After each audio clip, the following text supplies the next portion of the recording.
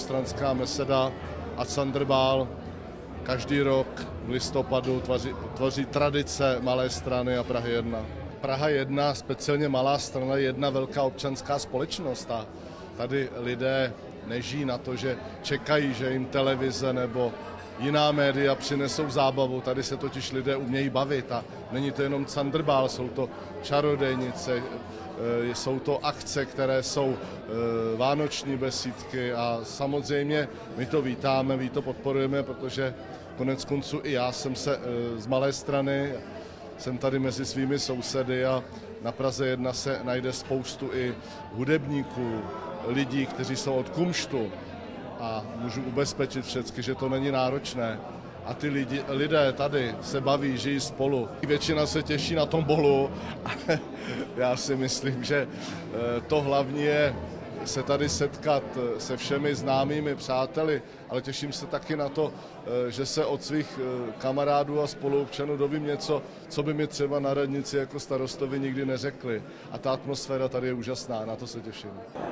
Je úžasný sousedé být v takové městské části a hlavně na Malé Straně, kde vlastně máme to nejúžasnější, že tady žijeme spolu, že se tady umíme bavit, že tady je to, co bych řekl mnohde chybí.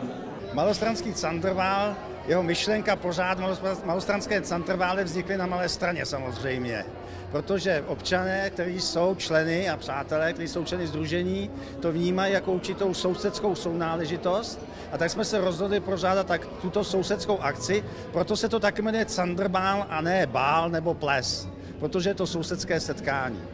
A aby jsme to trochu oživili, tak každý rok to má nějakou myšlenku. V loni například to byly 60. léta, předtím 30. a letos jsme to pojali jako latinskoamerický Thunderball. Potom také samozřejmě bylo losování vstupenek, my tomu říkáme bombola, protože každá cena je bomba. A potom taky tady vystupovaly kapely, které hrály v tom latinskoamerickém stylu.